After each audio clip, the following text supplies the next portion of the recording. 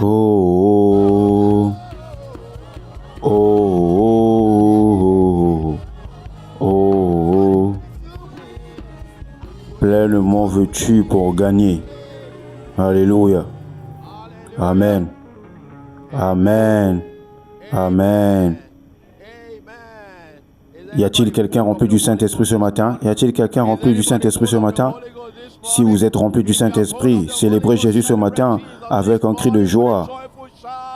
Poussez un cri de joie, un cri de triomphe, poussez un cri de victoire. Poussez un cri de célébration. Poussez un cri de joie. Que quelqu'un crie gloire.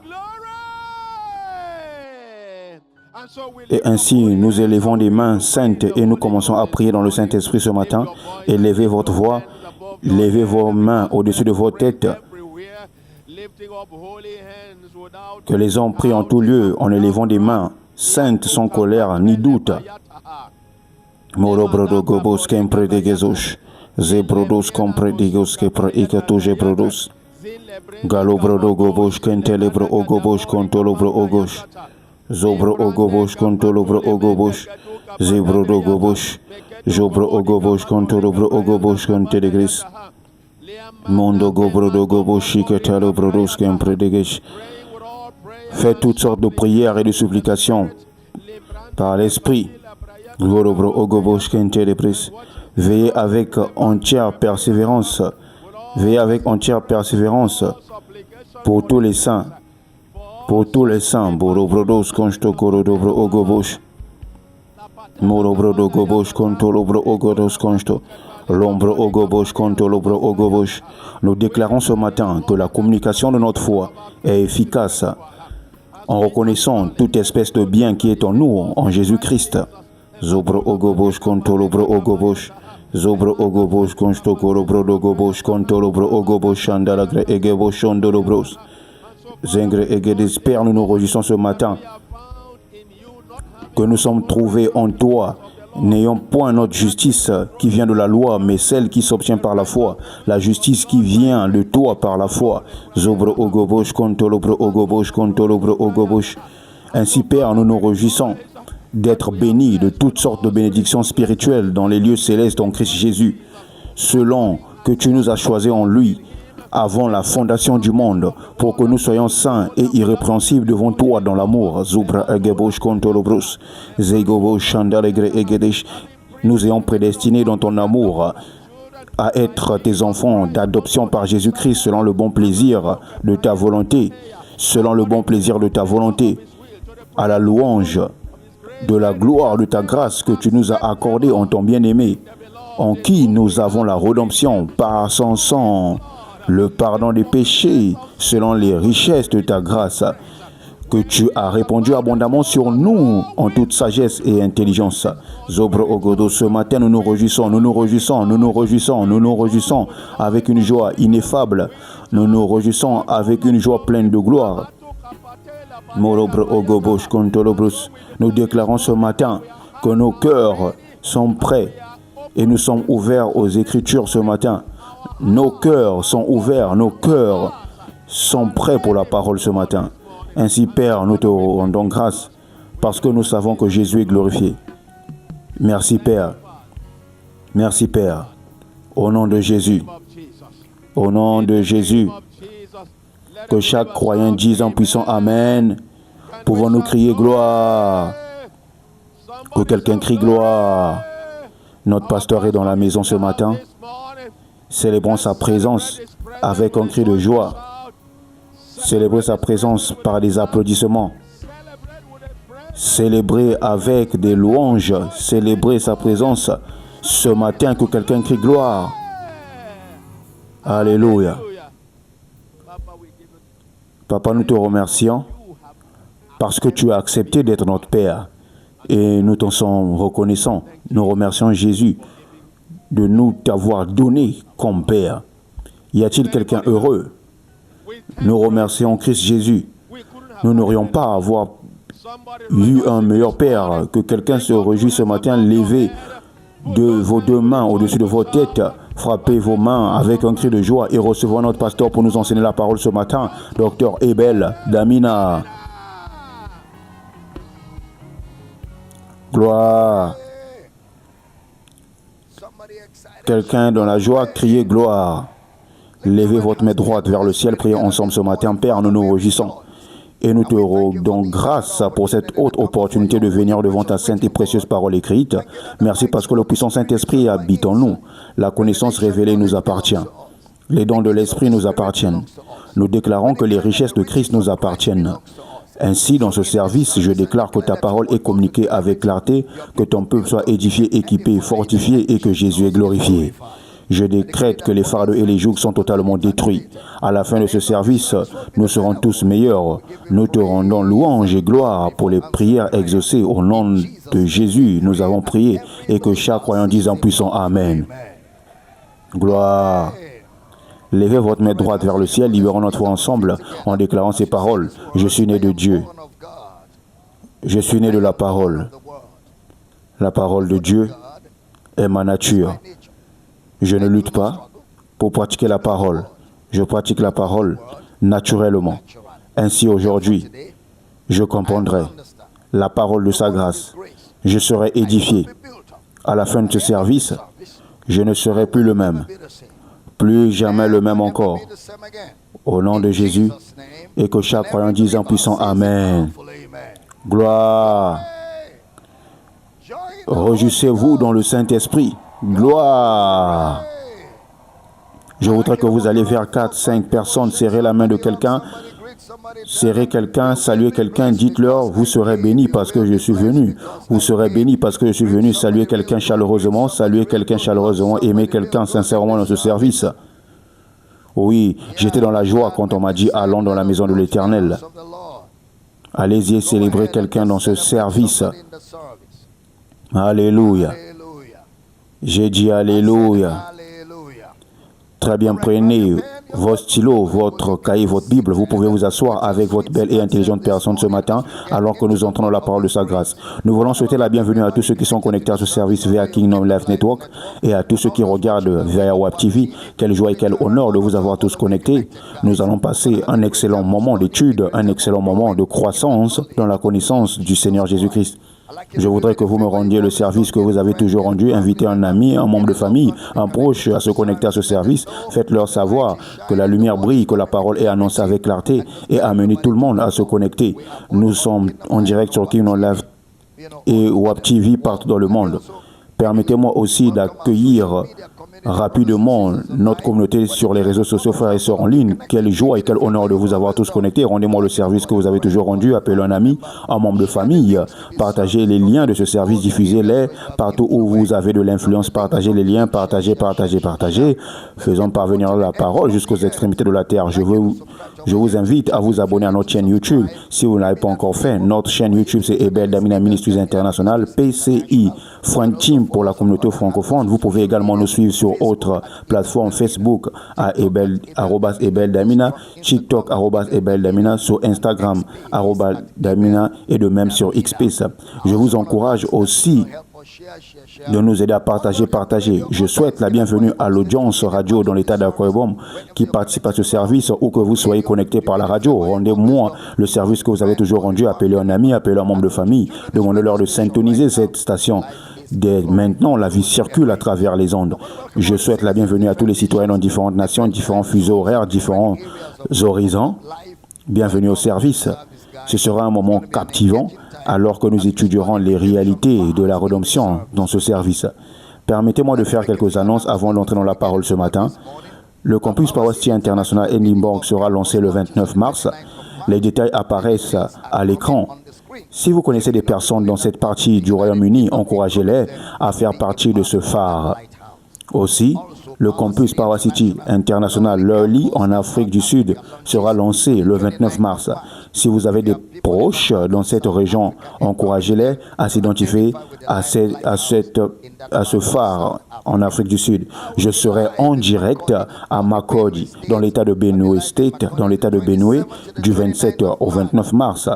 Makurdi, ça sera très enthousiaste dans l'esprit, par l'esprit. Aidez-nous à partager le lien, partager les informations. Si vous avez des proches à Makodi, faites-leur savoir que nous y serons, qu'ils ne doivent pas manquer à la réunion du Saint-Esprit à Makodi. L'Académie du mentorat Ebel Damina a déjà commencé vendredi dernier et nous continuons d'inscrire les étudiants. Si vous souhaitez rejoindre l'académie, cela me donne l'opportunité d'être avec vous chaque semaine, de passer du temps de qualité avec vous, vous enseigner, de vous former, de vous répondre à vos questions, de vous accompagner dans la vie et dans le ministère. Ceci est très important car vous apprenez énormément au cours de cette année. Passez avec moi dans l'académie et de Mondora. Cependant, l'académie est payante. Vous devez payer pour y participer. Ce n'est pas gratuit. Si vous souhaitez une formation gratuite, nous avons la formation des disciples et d'autres ressources disponibles. Mais l'académie du mentorat est payante. Pour vous inscrire, envoyez vos informations par email sur adoma@drabeldamina.org. Il y a aussi des numéros appelés sur WhatsApp pour les détails afin que vous puissiez prendre part de cette académie. L'Académie mondiale de formation des disciples commence le 23 mars. Le 23 mars à 21h, GMT plus 1. Pour vous inscrire afin que nous puissions vous accompagner dans le disciple-là, je veux que vous envoyiez un mail à discipleship@drabeldamina.org. discipleship@drabeldamina.org. C'est ainsi que vous pouvez vous inscrire pour être formé. S'il vous plaît, lorsque vous le faites, faites-nous connaître votre nom, votre pays et votre numéro de téléphone. Aussi, pendant cette période de Pâques, il y aura un bootcamp, une retraite le vendredi, samedi et le dimanche.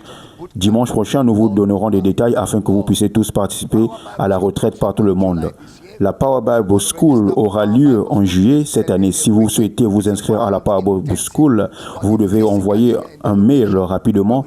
C'est une étude intensive d'un mois en présentiel ici sur le site où nous sommes en classe du matin ou du soir. Je vous forme, équipe, répondant vos questions, établissant de la vérité de Christ Jésus. Si vous souhaitez postuler à Power Bible School, envoyez un mail à powercityoffice@gmail.com. powercityoffice@gmail.com.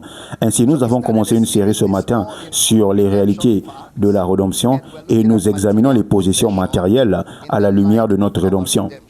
Les possessions matérielles à la lumière de notre rédemption. 2 Timothée 3, verset 15. 2 Timothée 3, 15. L'apôtre Paul dit à Timothée, « Dès ton enfance, tu connais les saintes lettres qui peuvent te rendre sage à salut par la foi en Jésus-Christ. » Verset suivant. « Toute écriture est inspirée de Dieu et utile pour enseigner, pour convaincre, pour corriger, pour instruire dans la justice. » Ainsi, les Écritures enseignent concernant le salut par la foi qui est en Christ Jésus. C'est l'emphase du message des Écritures. Vous savez, l'étude biblique nous donne la sagesse concernant le salut qui est en Christ Jésus. Les Écritures ont leur sujet. Les Écritures ont leur sujet. Et ce dont elles parlent demeure leur objectif principal. Les Écritures ont leur sujet, et ce dont elles parlent demeure leur objectif principal. Dans Philémon chapitre 1, verset 6, l'apôtre Paul écrit à Philémon et lui dit « Afin que la communication de ta foi devienne efficace en faisant reconnaître toute espèce de bien qui est en toi, qui est en Jésus-Christ. » Ce terme « reconnaître » fait référence à une connaissance précise, une information exacte et une compréhension correcte. Une connaissance précise, une information exacte et une compréhension correcte. Dans Éphésiens chapitre 1, verset 17, Éphésiens chapitre 1, verset 17. Frère Paul prie pour l'église d'Éphèse et dit, afin que le Dieu de notre Seigneur Jésus-Christ, le Père de gloire, vous donne un esprit de sagesse et de révélation dans sa connaissance. Ainsi, le Père est celui qui donne la sagesse spirituelle. Le Père est celui qui donne la sagesse spirituelle et la révélation dans sa connaissance. Le mot connaissance ici est le même mot dans Philémon 1.6, le mot grec épignosis, qui signifie connaissance exacte.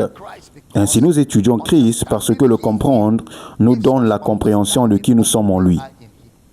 Nous étudions Christ parce que le comprendre nous donne la compréhension de qui nous sommes en lui. Dans Jean chapitre 5, verset 39, Jean 5, 39, il dit, vous sondez les Écritures parce que vous pensez avoir en elles la vie éternelle, ce sont elles qui rendent témoignage de moi. Ainsi les Écritures rendent témoignage de Christ. Et Christ dans les Écritures a expliqué ce qui le concerne depuis Moïse et les prophètes. Il a expliqué la loi, les prophètes et les psaumes à son sujet. Puis, il ouvrit leur intelligence afin qu'ils comprissent les Écritures dans Luc 24, 25 à 27 et dans Luc 24 à 46. Il a ouvert leur intelligence afin qu'ils comprennent les Écritures. Ainsi, les Écritures doivent être interprétées à la lumière de la rédemption. Vous savez, la révélation est progressive. L'Ancien Testament contient la lumière. Les 4 évangiles contiennent plus de lumière et les épîtres contiennent la pleine lumière. L'Ancien Testament contient la lumière, les 4 évangiles contiennent plus de lumière et les épîtres contiennent la pleine lumière. Les instructions les plus profondes données par Jésus ont eu lieu après sa résurrection. Et la vérité après sa résurrection doit être reçue. L'Écriture est donnée par l'inspiration de Dieu et l'utilité des Écritures est pour enseigner et expliquer le salut par la foi qui est en Jésus-Christ. 1 Corinthiens chapitre 2, verset 9. 1 Corinthiens chapitre 2, verset 9. Mais comme il est écrit, ce sont des choses que l'œil n'a point vues, que l'oreille n'a point entendues, et qui ne sont point montées au cœur de l'homme, des choses que Dieu a préparées pour ceux qui l'aiment. Dieu nous les a révélées par l'Esprit. Mais Dieu nous les a révélées par l'Esprit. Ainsi, la révélation est une œuvre de l'Esprit. Vous devez vous rappeler que les Écritures sont déjà interprétées. Le fondement a déjà été posé, qui est Jésus-Christ. Le fondement de la foi chrétienne a été posé, qui est Jésus-Christ. Aucun autre fondement ne peut être posé. Les vérités scripturaires sont basées sur Christ. Aucun autre fondement ne peut être posé. Les vérités scripturaires sont basées sur Christ. Dans le premier service, nous avons dit que tout ce que nous lisons dans les Écritures doit être lu en Christ. Tout ce que nous enseignons, tout ce que nous examinons doit être vu à travers les lunettes de Christ. Nous savons aussi que le Fils de Dieu est venu et qu'il nous a donné l'intelligence pour connaître le véritable. Et nous sommes dans le véritable. Cela signifie que Christ nous explique tout. Nous regardons les Écritures à travers les yeux de Christ. Aucun autre fondement ne peut être posé. Les vérités scripturaires sont basées sur Christ. Aucune nouvelle révélation ou interprétation n'est ajoutée. Aucune nouvelle révélation ou interprétation n'est ajoutée. La révélation a été donnée aux apôtres. Et la révélation donnée aux apôtres est le fondement de l'Église. La foi a été donnée une fois pour toutes aux saints. 1 Corinthiens chapitre 3 verset 10. 1 Corinthiens chapitre 3 verset 10. Selon la grâce de Dieu qui m'a été donnée, j'ai posé le fondement comme un sage architecte et un autre bâti dessus. J'ai posé, pas je suis en train de poser, j'ai posé le fondement et un autre bâti dessus. Mais que chacun prenne garde à la manière dont il bâtit dessus. Verset suivant. Car personne ne peut poser un autre fondement que celui qui a été posé, savoir Jésus-Christ. Ainsi, le fondement de l'Évangile, le fondement de notre foi a déjà été posé. Il n'y aura pas de nouvelles révélations. Tout est déjà accompli. Romains chapitre 16, 25 à 26. Romains 16, 25 à 26. À celui qui peut vous affermir selon mon évangile et la prédication de Jésus-Christ, conformément à la révélation du mystère caché pendant des siècles, mais manifesté maintenant par les Écritures des prophètes, d'après l'ordre du Dieu éternel, et porté à la connaissance de toutes les nations, afin qu'elles obéissent à la foi. Regardez Jude 1, 3. Jude, c'est juste un seul chapitre, donc Jude, verset 3.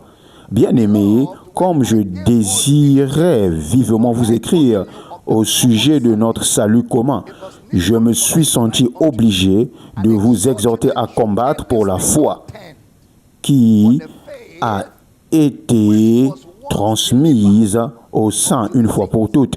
La foi a déjà été donnée, transmise. La foi ne sera pas transmise. Elle a été transmise une fois pour toutes. Ainsi, les Écritures ne sont pas d'interprétation privée. Le Saint-Esprit ne révèle rien de contraire à ce qui est écrit.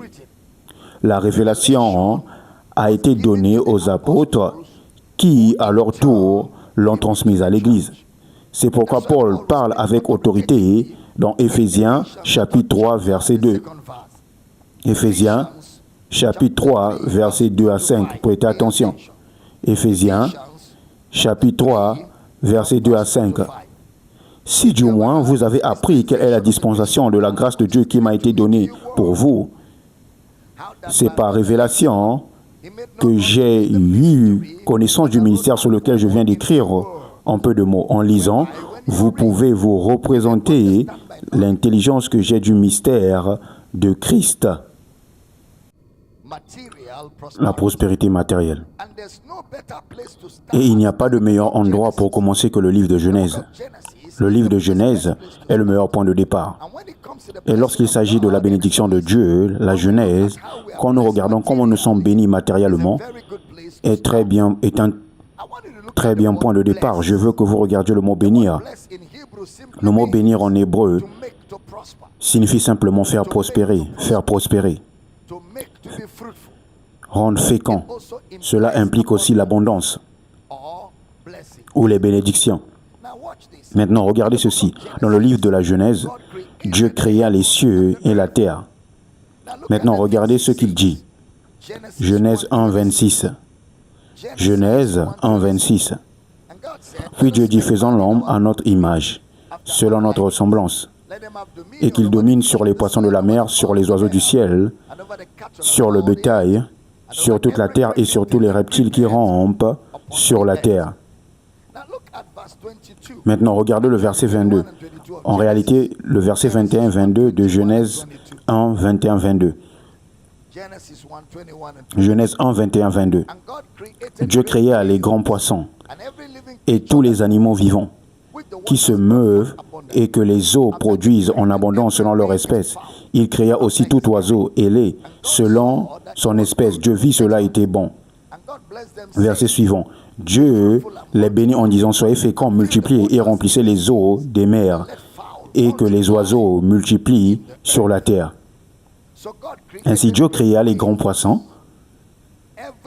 toute créature vivante qui se meut, que les eaux produisirent en abondance selon leur espèce. Et Dieu vit que cela était bon. Maintenant, lorsque Dieu dit que quelque chose est bon, cela doit être bon. Et ensuite, il leur demande de produire la sémence.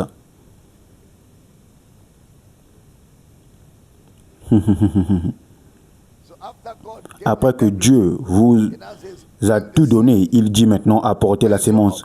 Où est votre offrande? 6 étapes pour entrer dans ce que j'ai créé. Très bien. Soyez féconds, Dieu a dit, multipliez, remplissez la terre, assujettissez-la et dominez. Maintenant, ainsi donc, Dieu bénit l'homme avant que l'homme ne fasse quoi que ce soit. C'est la première chose. Dieu bénit l'homme avant que l'homme ne fasse quoi que ce soit. Dieu bénit l'homme avant que l'homme ne fasse quoi que ce soit concernant la bénédiction. Dieu bénit l'homme avant que l'homme ne sache quoi que ce soit concernant la bénédiction. Gloire à Dieu. Je dis gloire à Dieu. Je veux juste m'assurer que ceux de YouTube sont toujours avec nous.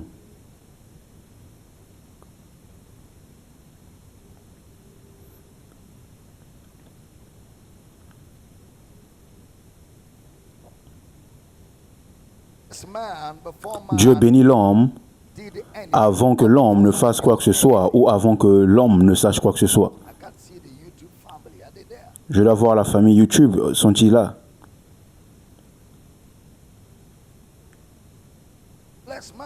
Dieu bénit l'homme avant que l'homme ne fasse quoi que ce soit. Et Dieu dit, soyez féconds, multipliez, remplissez la terre, assujettissez-la et dominez. Vous devez toujours identifier cela. Que c'est par un homme que le péché est entré dans le monde. Et là où il y a le péché, il y a des conséquences. Dieu n'a rien besoin de faire. Là où il y a le péché, il y a des conséquences. Par un seul homme. Identifiez toujours cela. Jacques 1,13. Jacques dit que personne, lorsqu'il est tenté, ne dise « c'est Dieu qui me tente », car Dieu ne peut être tenté par le mal, et il ne tente lui-même personne. Et quelqu'un dira « mais la Bible se contredit-elle » Non, monsieur. Si vous avez suivi notre enseignement, maintenant vous devrez comprendre ce que je dis. Il n'y a aucune contradiction. Il n'y a qu'une révélation progressive. Aucune contradiction du tout. Seulement une révélation progressive de ce qui a été écrit. Cela a été écrit afin que vous puissiez l'étudier et le comprendre. Cela a été écrit pour que vous l'étudiez. Donc, s'il semble y avoir une contradiction, elle sera dans votre pensée ou elle existera seulement dans votre compréhension. Ainsi, Dieu les bénit, il les chassa.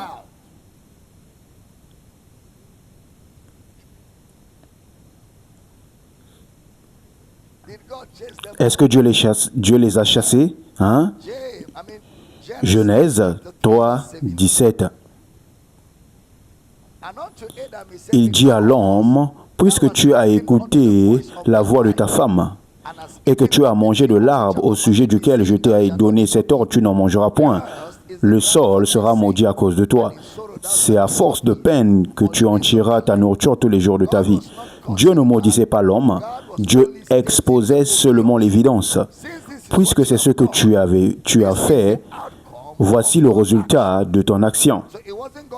Ainsi, ce n'était pas Dieu prononçant une malédiction, mais Dieu emmenant l'homme à prendre conscience du résultat de son action. C'est l'effet de ce qu'il a fait. Maintenant, si vous m'avez suivi lorsque j'ai enseigné sur la loi dans la Genèse, j'ai expliqué que ce qui est arrivé à Adam a affecté l'univers. Cela a affecté le monde entier.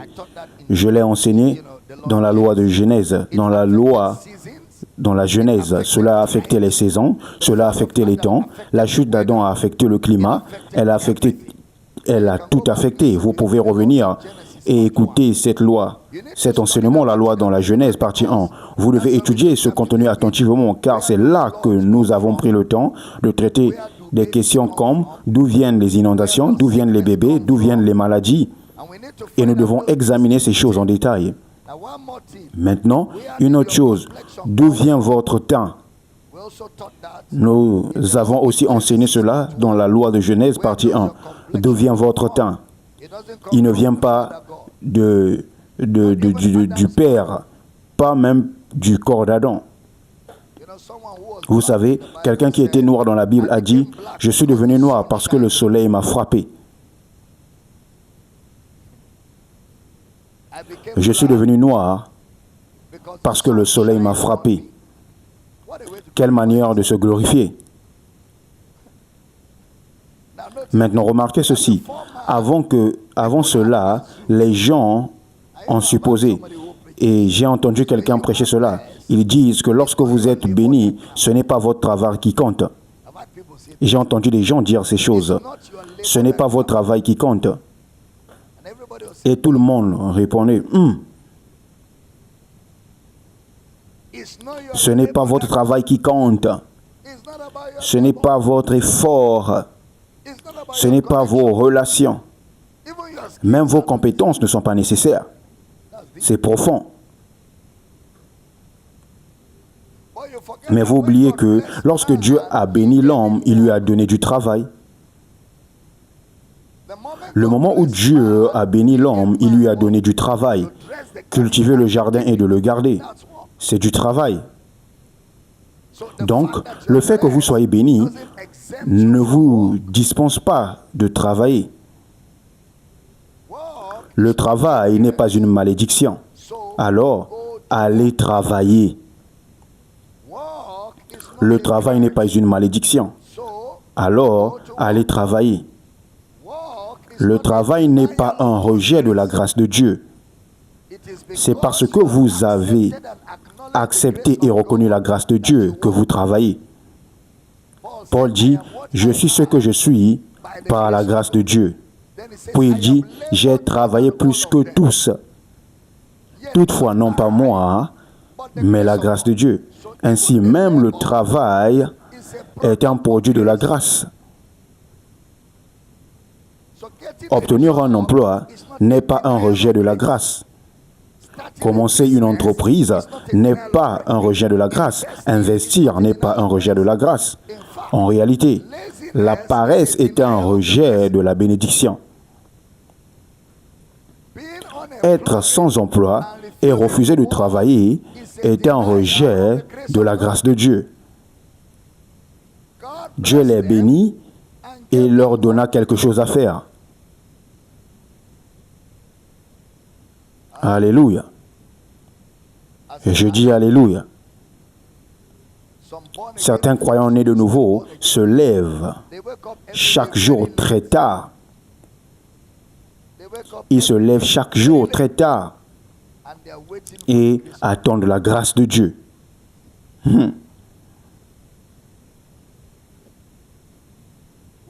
Ils se lèvent chaque jour, prient et disent, l'argent vient à moi maintenant.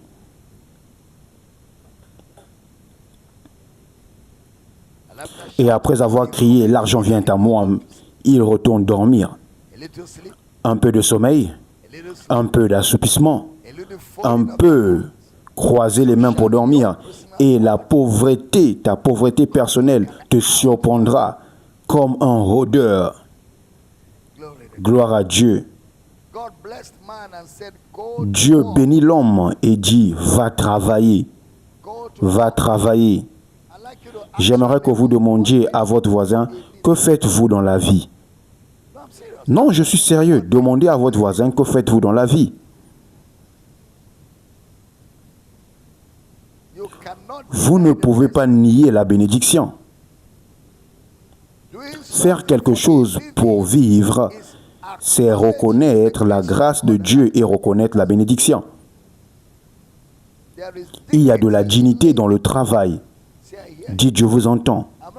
Je ne vous entends pas du tout.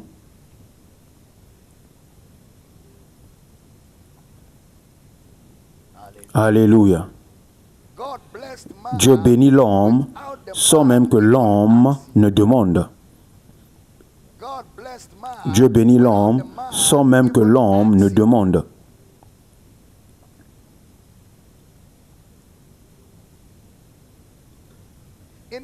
Dans la loi de la première mention, Dieu bénit l'homme sans que l'homme ne demande.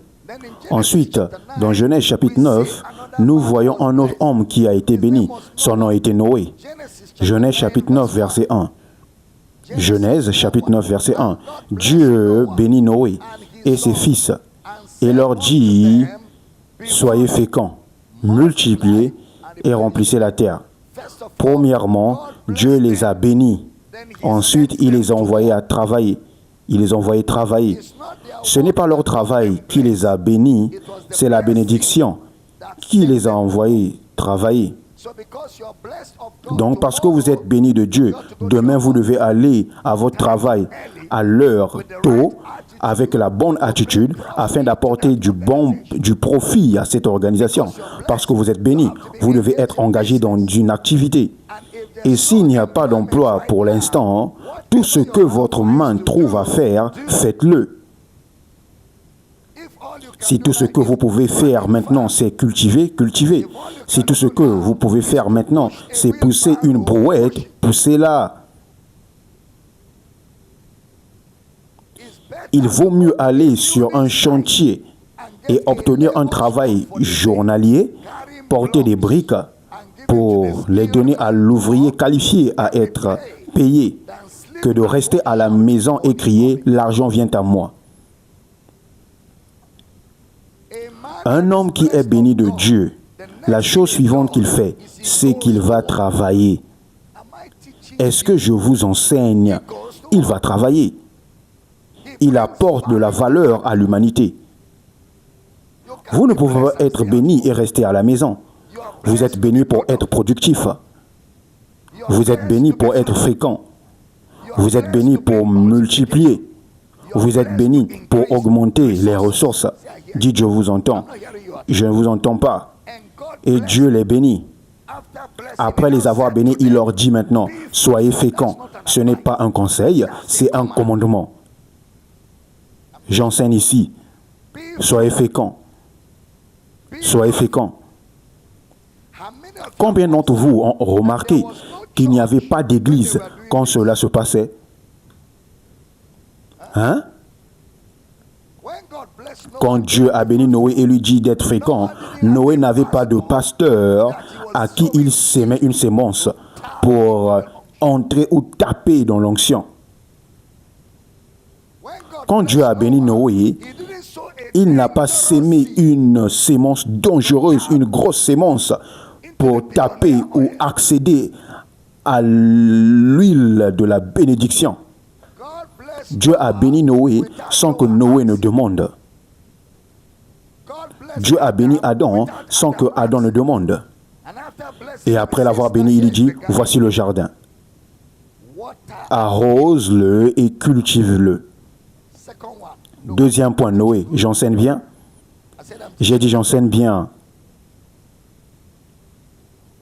Ou peut-être que Noé donnait des offrandes à Dieu. C'est pour cela que Dieu l'a béni.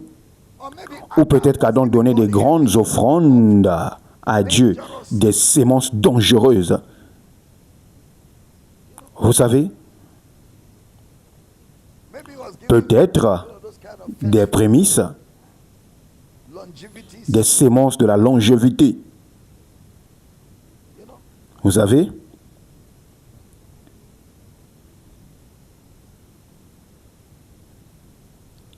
j'ai entendu quelqu'un dire que c'est parce qu'il donnait des offrandes que Dieu les bénissait, mais il ne pouvait pas le montrer dans les Écritures. Ce sont des fables habilement conçues. Certains disent que Abraham a emmené l'offrande parce que son offrande était de prémisse. Voilà pourquoi Dieu ne l'a pas pris. Ces gens-là ont une manière de partir. Ils citent les Écritures de manière immorale.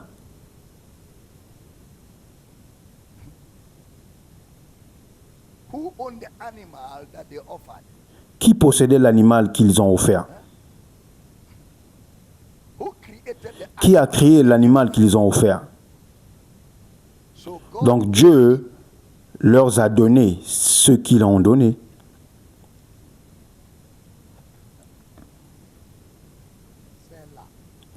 Pause. Donc Dieu l'a donné ce qu'ils ont donné. Donc est-ce qu'ils ont réellement donné?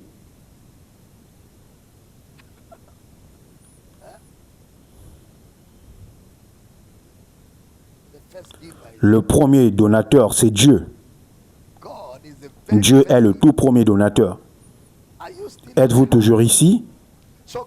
Ainsi, Dieu bénit Noé et ses fils. Et il dit, soyez féconds, multipliez, remplissez la terre.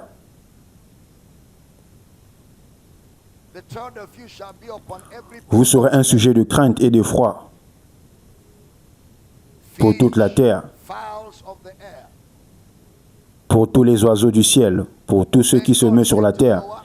Ensuite, Dieu dit à Noé, dans Genèse 8, 22, après l'avoir béni, tant que la terre subsistera, les semailles et la moisson, le froid et la chaleur, l'été et l'hiver, le jour et la nuit ne cesseront point. Pourquoi ces prédicateurs de prospérité ne sélectionnent-ils que les semailles et la sémence? Pourquoi n'ajoutent-ils pas le reste? Pourquoi n'ajoutent-ils pas le froid et la chaleur, l'été et l'hiver, le jour et la nuit? Pourquoi choisissent-ils seulement une partie? C'est une question. Pause. Sommes-nous toujours en train d'enseigner ici? Le temps de sémailles, c'est quand vous sémez. La moisson, c'est quand vous récoltez.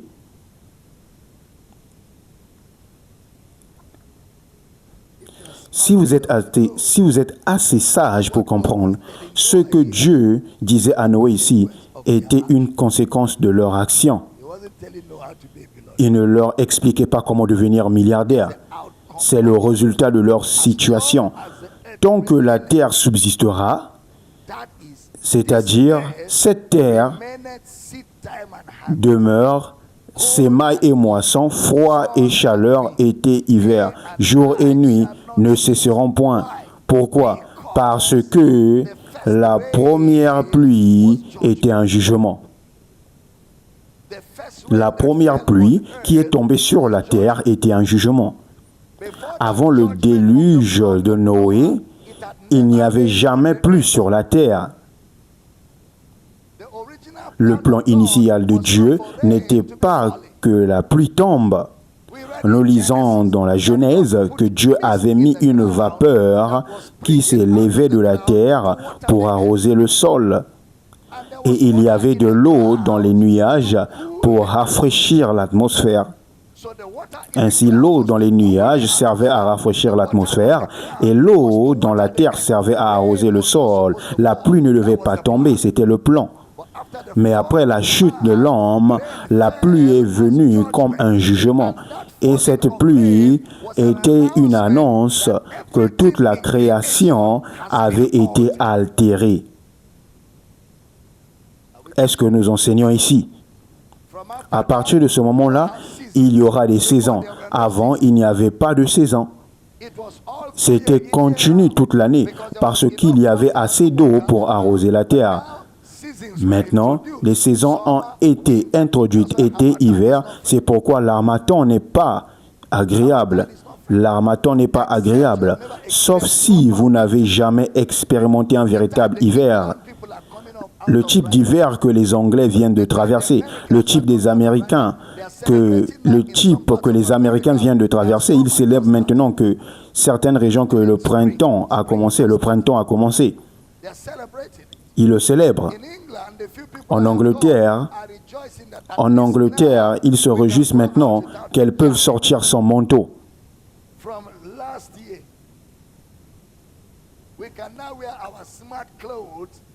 Avant cela, ils s'habillent comme des personnes âgées.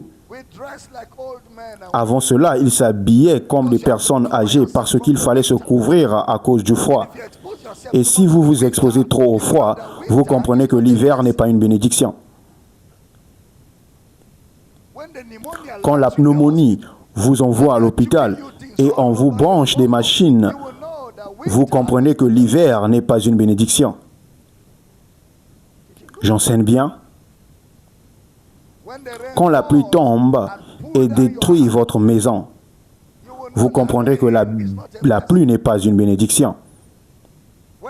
Quand une inondation efface une ville entière, vous comprenez que l'eau qui tombe du ciel n'est pas une bénédiction. C'est une partie du système que Dieu a permis pour soutenir l'homme déchu. Mais si vous écoutez mon enseignement sur la loi dans la Genèse, vous comprendrez ces détails. J'ai pris du temps pour enseigner tout cela. Combien d'entre vous se souviennent de la loi de la Genèse, partie 1, pourquoi les choses arrivent comme elles arrivent sur la terre, saison 1, saison 2, même saison 3, et il y a même la saison 4. Pourquoi les choses arrivent comme elles arrivent sur la terre? Dans la Genèse, Dieu avait créé la terre de telle manière qu'elle produise par elle-même. Dieu avait créé la terre de telle manière que les choses se génèrent d'elles-mêmes. Mais le péché de l'homme a perturbé le plan naturel de Dieu. Et Dieu montra à l'homme les conséquences de cela. Il y aura le temps des semailles et la moisson. Il y aura le froid et la chaleur. Il y aura le jour et la nuit. Il y aura l'hiver, il y aura l'été. Mais vous savez, certaines personnes ont tristement pris le temps de semailles et la sémence.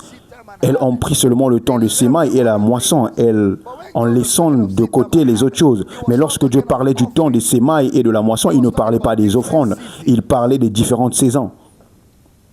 Et Noé fit entrer des animaux dans l'arche. Il fit entrer beaucoup d'animaux dans l'arche.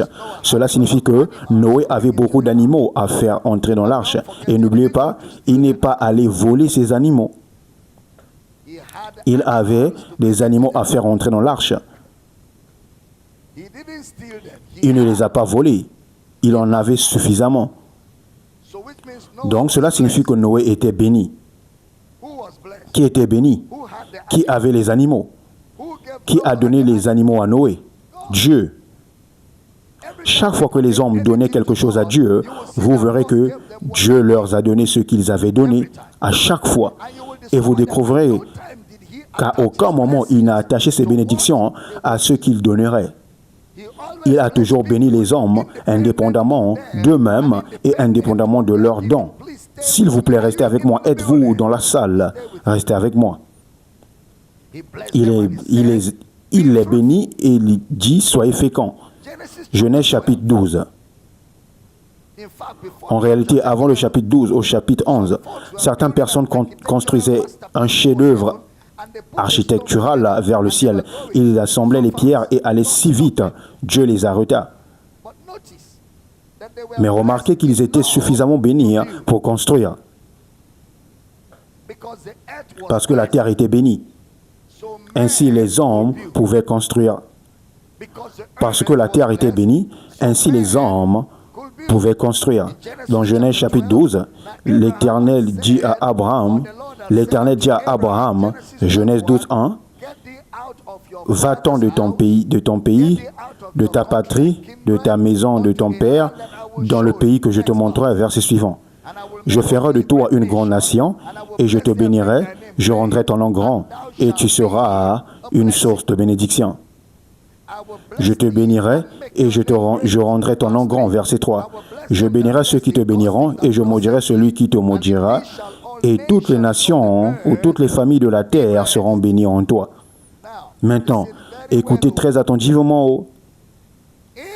Abraham était un adorateur d'idoles. Si vous remontez au chapitre 12, Abraham était le fils de Térak, un adorateur d'idoles. Il était un adorateur d'idoles et il n'était pas un chrétien. Il n'était pas membre d'aucune église et il n'avait jamais suivi un cours d'intégration. Il n'a pas terminé un programme de discipulat. Dieu l'a simplement appelé et il est sorti et Dieu lui dit, quitte la maison de ton père pour un pays que je te montrerai. Et à ce moment-là, Abraham avait 75 ans. N'est-ce pas un peu tard pour se déplacer? 75 ans. Lorsqu'il obéit, il partit de Charan et se mit en route pour aller au pays de Canaan. Mais remarquez ce qu'il prit de Charan. Premièrement, lorsqu'il quittait Charan, il avait une femme. Vous devez être béni pour avoir une femme. N'est-ce pas? Parce que lorsque vous allez épouser une femme, la première chose que ses parents vous demanderont est « Que faites-vous dans la vie ?» Mais certaines filles, avec contentement diront, papa et maman, que vous soyez d'accord ou non, je lui suis. Puis après un certain temps, elle dira, je ne sais pas comment dire à mes parents que nous n'avons pas mangé depuis une semaine. Alors maintenant, elle devra porter sa croix et suivre. Donc pour qu'Abraham ait une femme, il devait être béni. Êtes-vous d'accord? Ensuite, il prit le fils de son frère.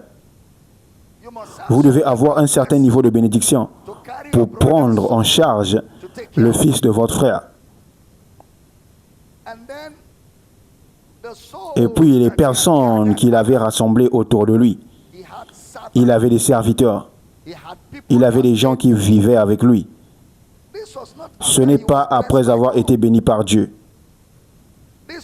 C'était avant que Dieu lui dise de partir. Il avait déjà beaucoup de choses. Il était prospère. Vous ne pouvez pas avoir des serviteurs si vous n'êtes pas prospère. Vous ne pouvez pas avoir des serviteurs. Vrai ou faux? Vous ne le pouvez pas. C'est plus facile en Afrique, mais ce n'est pas facile à l'étranger. Même en Afrique aujourd'hui, il est difficile d'avoir des gens qui viennent vivre avec vous. C'est difficile, pourquoi? Tout le monde s'est réveillé et tout le monde poursuit sa vie. Personne ne veut arrêter sa vie pour vous. Avant en Afrique, vous pouvez avoir 20 personnes dans votre maison et tous assises à vous attendre. Ce n'est plus le cas. Même si vous n'en trouvez une aujourd'hui, elle vous dira « financez mes études ». Alors elle va à l'école et revient l'après-midi pour vous aider. Et quand elle termine ses études, oh là là, n'est-ce pas vrai? Mais Abraham avait des serviteurs. Il avait à la fois des serviteurs qualifiés et non qualifiés. Ce n'est pas un homme pauvre. Église, enseignons-nous ici. Donc, avant que Dieu appelle Abraham, Abraham était déjà riche. Ce n'est pas l'appel de Dieu qui a rendu Abraham riche. Cet homme était déjà riche avant que Dieu l'appelle. En effet, dans Genèse chapitre 13, versets 1 et 2, mettez-les pour moi, Abraham remonta d'Égypte vers le midi, lui, sa femme, et tout ce qui lui appartenait, et Lot avec lui. Là, il répond à l'appel, mais il n'a pas répondu à l'appel comme un homme pauvre. Regardez le verset suivant, verset 2. Abraham était très riche en troupeaux, en argent et en or. Cet homme était riche, verset suivant. Il dirigea ses marches du midi jusqu'à Bethel, jusqu'au lieu où il était sa tente, au commencement entre Bethel et Haï. Verset suivant. Au lieu où était l'autel qu'il avait fait précédemment. Et là, Abraham invoqua le nom de le Seigneur. Le nom de l'Éternel, verset suivant. Lot qui voyageait avec Abraham avait aussi des brebis, des bœufs et des tentes. Donc Abraham et Lot étaient des hommes riches. Ils étaient des hommes riches. Verset suivant. Et la contrée était insuffisante pour qu'ils demeurassent ensemble, car leurs biens étaient si considérables qu'ils ne pouvaient demeurer ensemble. La richesse était trop grande. Ils ne pouvaient pas vivre dans la même région. À cause de l'abondance, j'enseigne bien. Donc Abraham avait des grandes richesses. Lot aussi avait des grandes richesses. Abraham n'était pas un pasteur. Abraham est devenu un prophète, un nabi de Dieu. Il travaillait dans l'agriculture. Abraham était dans l'agriculture. Il avait du bétail et exerçait une profession. Donc Abraham avait ce que nous appelons aujourd'hui plusieurs sources de revenus. Avant même de rencontrer Dieu, il avait plusieurs sources de revenus. L'argent venait de l'agriculture, l'argent venait du bétail, l'argent venait des sources, des ressources en argent et en or, l'argent venait de partout. Et il avait aussi une profession où il recevait un salaire. Ainsi, peu importe ce qui arrivait, il y avait toujours de l'argent qui entrait quelque part. Cet homme augmentait constamment en richesse. Vous n'avez pas besoin de l'église pour savoir cela. Vous n'avez pas besoin d'église pour savoir cela. Vous avez besoin d'aller dans une grande école qu'on vous enseigne les affaires. J'enseigne bien. Ce n'est pas l'onction qui a donné cela à Abraham. Il le savait déjà. Il était déjà engagé dans les affaires. Il n'était pas seulement un fonctionnaire. Gloire à Dieu. C'est une parole de connaissance là. Abraham n'était pas seulement un fonctionnaire. Il avait un emploi stable, mais il avait aussi des entreprises à côté. Donc, même s'il y a un retard dans son salaire, il n'est pas bloqué. Ça, c'est une rime là. C'est parce que vous êtes béni que vous démarrez une entreprise. C'est parce que vous êtes béni que vous obtenez un emploi. C'est parce que vous êtes béni que vous lancez une autre activité et voyez tout croître afin d'avoir des revenus réguliers de partout pour servir Dieu. Ainsi, vous ne tomberez pas. Vous ne serez pas quoi? Trompés par tous ces prédicateurs de prospérité.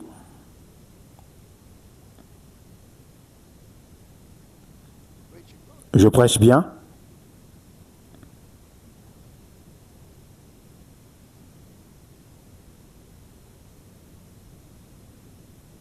Alléluia.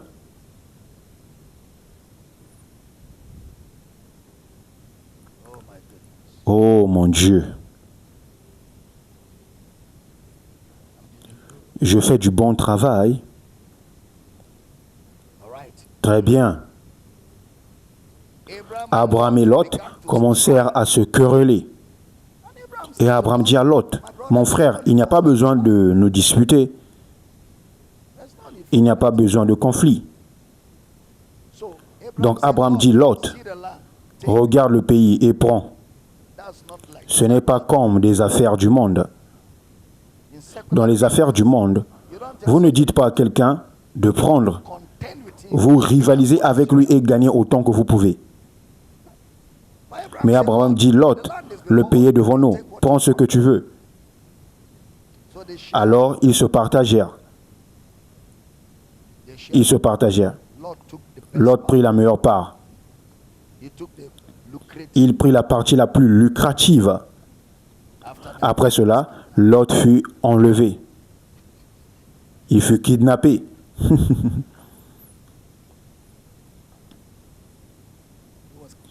Il fut capturé, mais pas dans la gloire. Lot fut capturé, mais il ne fut pas capturé dans la gloire. Maintenant, regardez ceci concernant Abraham dans Genèse chapitre 14, 14. Dès qu'Abraham eut appris que son frère avait été fait prisonnier, il arma 318 de ses plus braves serviteurs. Est-ce un homme pauvre là? Est-ce un homme pauvre? Je vous demande. 318 soldats vivant dans la maison d'Abraham et tous capables de manier des armes. Et il avait suffisamment des armes pour les équiper. Il les arma. Il a dû aller dans son arsenal et dire, venez les gars. Il a commencé à distribuer des armes et dit maintenant, allez ramener Lot.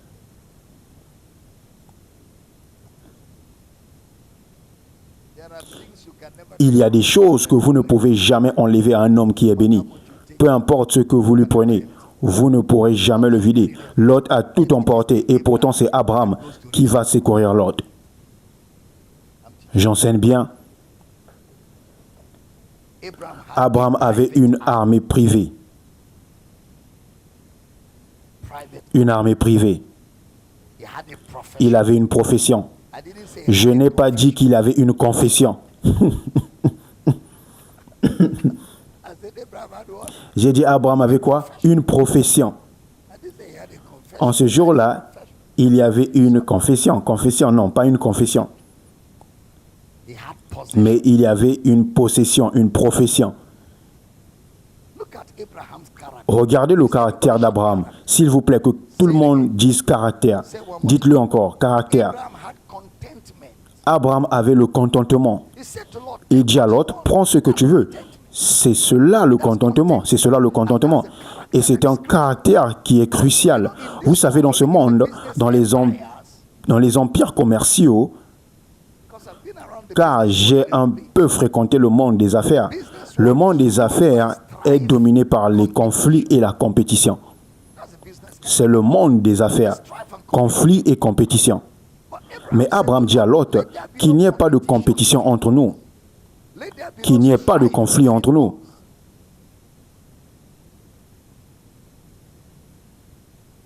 Qu'il n'y ait pas de lutte. Ne nous disputons pas, ne nous querellons pas. Il avait le caractère du contentement. Prends ce que tu veux. Et regardez comment le serviteur le décrit.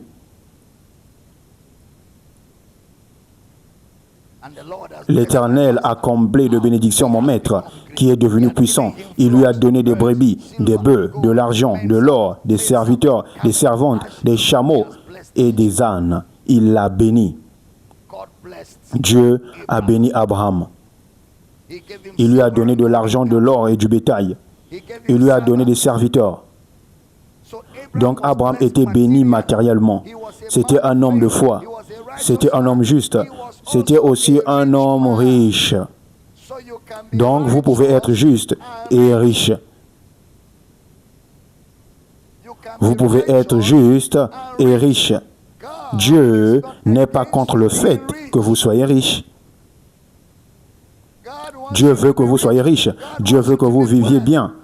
Dieu veut que vous soyez une bénédiction. Dieu veut que vous soyez un distributeur, que vous impactiez des vies.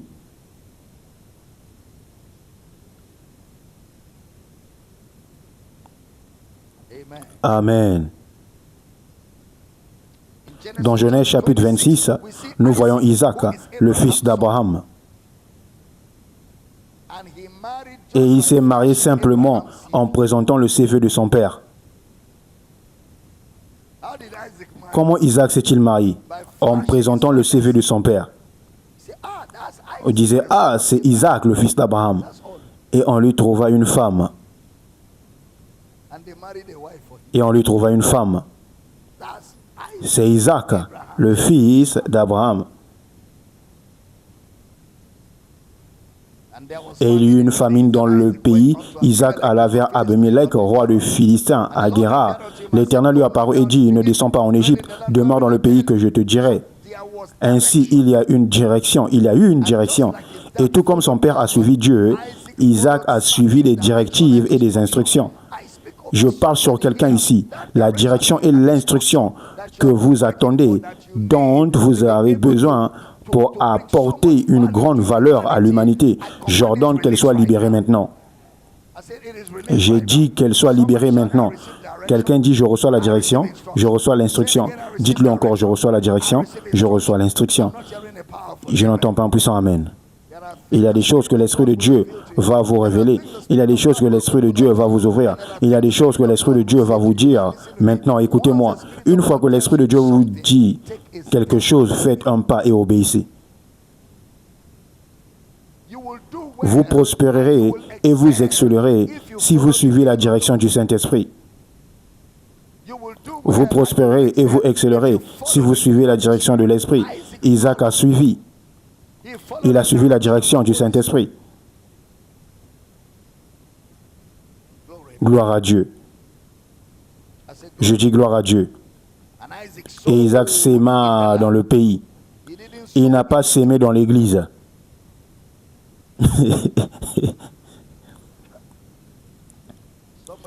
Quelqu'un entend-il cet enseignement? Certains disent, Damina est contre l'église. Comment puis-je être contre l'église en disant la vérité à l'église? Il s'aima dans le pays. Il n'a pas s'aimé dans l'église.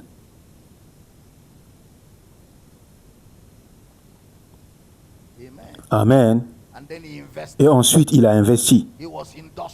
Isaac était travailleur. Il était industrieux, comme son père Abraham, comme Noé. Et comme Dieu l'avait dit à Adam, tous étaient des hommes travailleurs. Adam était un homme travailleur et actif. Abraham était engagé dans la productivité et le travail acharné, même avant de rencontrer Dieu. Noé était engagé dans la productivité et le travail acharné. Maintenant, regardez Isaac. Isaac s'aima dans ce pays et il a recueilli cette année le centuple. Il a investi dans une activité. Voilà comment Isaac a sémé. Il a sémé dans le pays. Il n'a pas sémé à un prédicateur pour que l'onction du prédicateur multiplie son argent.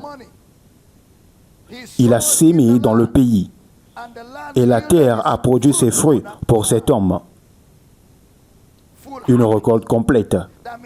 Cela signifie qu'aucune de ces cultures n'est morte. C'est cela le sens de centuple. Et certaines personnes disent, mettez un Néra et vous aurez son Néra. C'est facile, hein?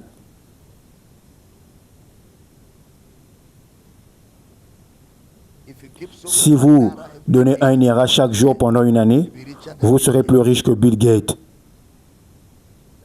C'est bon? 25 $ pour la bénédiction de Puissance 25. Et Pasteur Mathieu dit, pourquoi ne disent-ils jamais 1 $ pour Puissance 1? Pourquoi est-ce toujours 130 $, 125 $? Pourquoi ne disent-ils pas simplement, s'aimer 1 $ pour la bénédiction de Puissance 1? N'y a-t-il pas de bénédiction pour Puissance 1? C'est là où il y a la bénédiction, non? Heureux l'homme qui ne marche pas selon le conseil des méchants, qui ne s'arrête pas sur leur voie de pécheurs et qui ne s'assied pas en compagnie des moqueurs, mais qui trouve son plaisir dans la loi de l'Éternel et qui médite jour et nuit. Il est comme un arbre planté près d'un courant d'eau qui donne son fruit en sa saison et dont le feuillage ne se flétrit point. Tout ce qu'il fait lui réussit. N'est-ce pas une bénédiction? Donc, 1 $ pour Puissance 1. Gloire à Dieu. Je dis gloire à Dieu. Ce n'est pas moi qui l'ai dit, c'est Pasteur Mathieu qui a ramené cette révélation. Gloire à Dieu. Le Seigneur le bénit au centuple. Il fut envié par les Philistins. Et encore une fois, vous voyez les conflits, la compétition. Ce sont les systèmes de ce monde. Et ils commencèrent à contester avec Isaac. Ils commencèrent à se battre contre lui. Vous savez, vous devez être fort. Vous devez être fort, surtout si vous voulez prospérer dans ce monde. Vous devez être fort. Le système du monde est conçu pour détruire quiconque n'est pas fort. C'est pourquoi la Bible dit que si vous voulez être riche dans ce monde, vous vous percerez vous-même de beaucoup de douleurs. Être riche dans ce monde n'est pas pour les hommes faibles. Ce n'est pas pour les cœurs faibles, vous devez être fort. Vous devez être fort. Le système est conçu ainsi. Et c'est dans ce système que vous vous engagez. Et vous devez vaincre ce système. Vous devez être fort. Vous ne pouvez pas vous permettre d'être peureux. Je n'ai encore jamais rencontré des riches dans ce monde qui soient peureux. Ils sont rusés. La plupart des riches du monde sont rusés. Non seulement rusés, mais très audacieux. Non seulement audacieux, mais économes. Non seulement économes, mais avisés. Quand ils font des affaires avec vous, même si vous êtes pauvre, ils veulent vous rendre encore plus pauvre. Si vous ne faites pas attention, ils vont vendre vos jambes, vendre vos doigts et prendront l'argent sans même vous regarder. Et vous direz, regardez ce grand homme, il prend même mon petit argent. Remerciez Dieu que ce soit seulement votre petit argent, sinon il aurait même pris votre jambe. C'est le chien qui mange le chien, c'est le système du monde. C'est pourquoi Jésus dit, mon royaume n'est pas de ce monde. Donc, n'attendez pas l'équité dans le système du monde. N'attendez pas le fair play. C'est la survie. C'est pourquoi on dit qu'un grand écrase un petit et passe. Avant tout l'argent et que vous avez, vous prenez encore. Pourquoi pas? C'est ainsi que le système est conçu. C'est pourquoi lorsque vous vous engagez, vous devez être fort dans le Seigneur. Et dans la puissance de sa force. Vous ne pouvez pas avoir un cœur faible. Vous ne pouvez pas. Il y a des investissements que vous ferez et ils disparaîtront avec le capital. Et vous devez avoir du courage pour investir encore. Vous ne fouillez pas. Vous dites, ah. Sinon, vous resterez pauvre. J'enseigne bien. Il se disputait avec Isaac. Ils le repoussaient, ils combattaient contre lui, parce qu'il avait prospéré dans leur pays. Ils lui dirent, éloigne-toi de nous, tu es plus puissant que nous. C'était le roi de ce pays qui poussait Isaac dehors. Mais c'était un homme béni.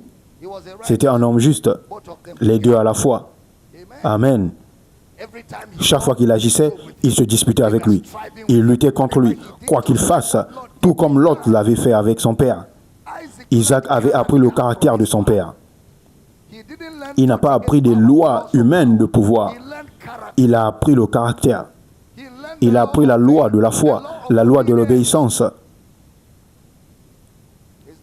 Il ne se battait pas, il ne créait pas de problèmes.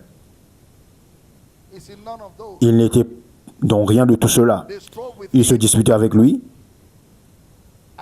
et Dieu le faisait prospérer. Dieu ne travaille pas avec les querelles. Vous devez garder les querelles hors de votre vie. Vous n'avez pas besoin d'abaisser quelqu'un pour prospérer. Vous n'avez pas besoin de dire du mal de quelqu'un. Vous n'avez pas besoin de rabaisser quelqu'un. Vous n'avez pas besoin de piéger quelqu'un pour vous élever. Non, Dieu ne travaille pas. Dieu ne travaille pas avec la conspiration. Non. Dieu n'est jamais dans la conspiration. Il n'est jamais dans les querelles. Dieu n'est jamais dans la compétition ni dans la jalousie. Dieu n'est jamais là. En tant qu'enfant de Dieu, vous devez toujours vous rappeler que vous êtes dans ce monde, mais vous n'êtes pas de ce monde. Vous devez toujours vous en souvenir. Et vous devez toujours vous rappeler que votre plus grand atout, c'est votre caractère. Votre plus grand atout, c'est votre caractère. Ne soyez jamais dans un lieu où vous travaillez avec les non-croyants et vous êtes celui qui est repris, tandis que les non-croyants sont toujours félicités. C'est une honte pour votre témoignage. Partout où vous travaillez, ils doivent savoir que vous êtes un enfant de Dieu. Vous devez manifester le fruit de l'esprit. Vous devez être différent du monde. J'enseigne bien. Soyez honnête, droit. S'ils médisent, restez à l'écart. S'ils complotent pour abaisser quelqu'un, ne participez pas. Que chaque fois qu'on parle du mal, votre nom ne soit pas mentionné. Mais que lorsqu'on parle des bonnes choses, votre nom soit mentionné. Que cela soit votre témoignage partout où vous travaillez. Que vos collègues aient confiance en vous. Si vous dites « je suis avec vous », alors vous êtes réellement avec eux. Ne soyez pas double. Vous savez, certaines personnes jouent sur tous les tableaux. Hein? Certaines personnes jouent sur quoi? Sur tous les tableaux. Donc, elles ne sont pas loyales envers personne. Et elles n'ont même pas personne de loyal envers eux. Voyez-vous, si vous sémez la sémence de déloyauté, vous récolterez la déloyauté. Si vous jouez sur tous les tableaux, vous n'aurez jamais une personne loyale. Dans la vie, vous devez avoir quelqu'un de loyal. Suivez-vous? L'ennemi de mon ami est mon ennemi. Une fois que vous êtes mon ami, une fois que vous êtes mon ami, je me battrai pour vous. Je ne laisserai personne vous tromper si vous êtes mon ami, sauf si vous n'êtes pas mon ami. L'ennemi de mon ami est mon ennemi. L'ennemi de mon père est mon ennemi. Je ne joue pas sur tous les tableaux. Vous n'avez pas besoin de jeûner et prier pour savoir de quel côté je suis. Même Dieu n'aime pas les personnes déloyales. Qui est du côté du Seigneur? Clairement. Vous ne pouvez pas servir Dieu et Mammon. Clairement. Vous ne pouvez pas servir deux maîtres. Même Dieu ne supporte pas la déloyauté. Même Dieu lui-même. Nous devons savoir de quel côté vous êtes. Pas que vous soyez partout à la fois.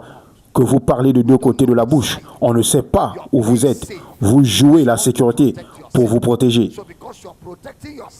Mais en vous protégeant, ainsi, vous n'avez personne parce que vous ne défendez les intérêts de personne. Et donc, même vos propres intérêts, personne ne les défend.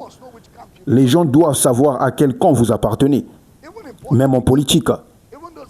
Même si on dit que la politique est un jeu d'intérêt, même en politique, vous n'aurez jamais une position importante tant que votre loyauté n'est pas établie, n'est-ce pas? Même si vous devez agir mal, vous devez montrer que vous êtes loyal. J'enseigne bien. J'ai dit j'enseigne bien. Vous devez être d'un côté. Vous ne pouvez pas être partout. Vous ne pouvez pas être partout. Les gens doivent savoir que vous êtes une personne loyale, une personne engagée. Et que si vous croyez en quelque chose, vous y donnerez entièrement. Les gens doivent vous connaître pour cela. J'enseigne bien ce matin. Gloire à Dieu. Cet homme a appris le caractère de son père. Isaac a appris.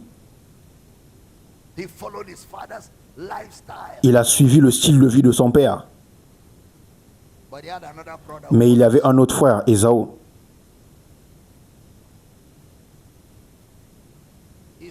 Ésaü. La Bible appelle un homme profane, un homme sans valeur.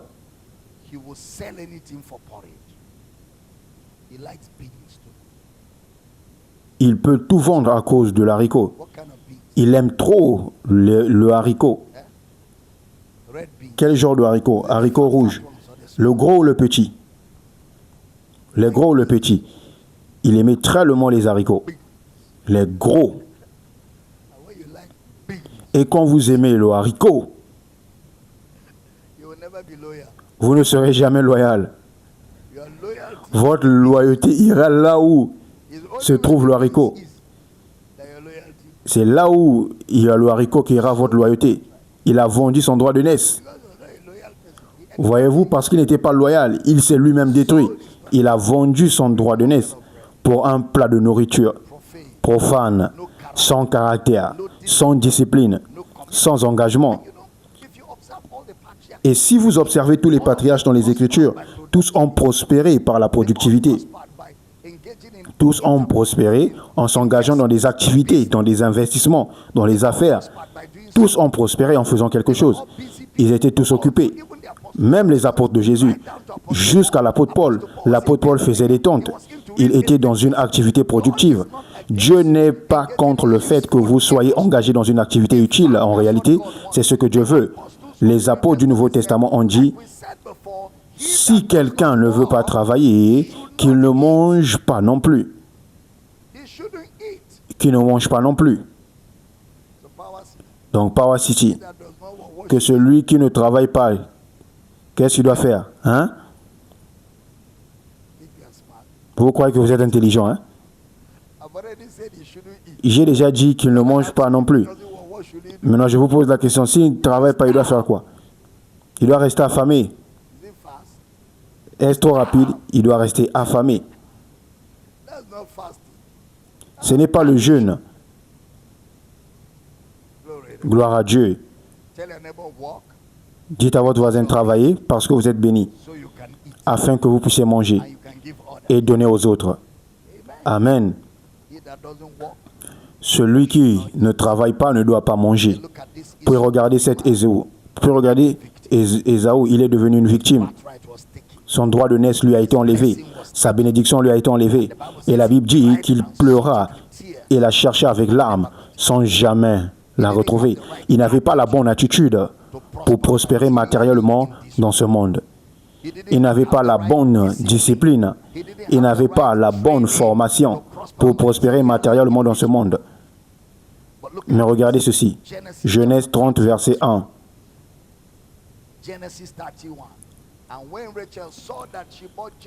Et lorsque Rachel vit qu'elle ne donna point d'enfant à Jacob, Rachel porta envie à sa sœur et dit à Jacob, donne-moi des enfants ou je meurs. Donne-moi des enfants ou je meurs.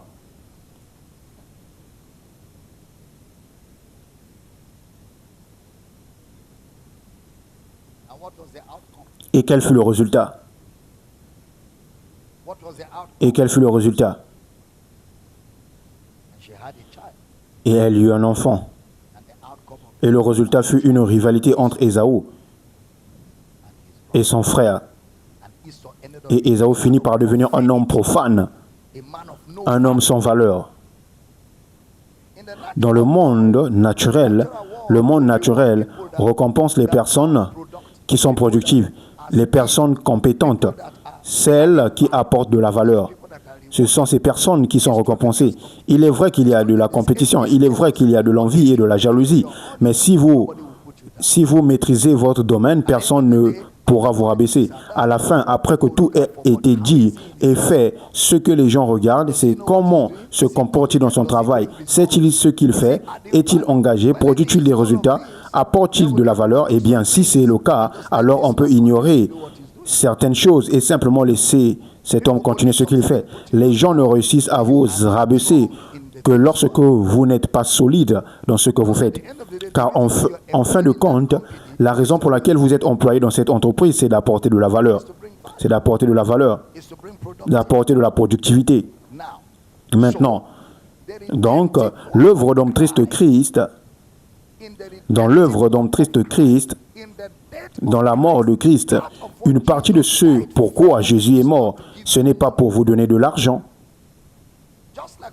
Tout comme nous l'avons établi dans le premier culte ce matin, l'œuvre d'homme triste de Christ n'était pas pour vous guérir. La guérison physique du corps était une indication qu'il guérirait votre esprit.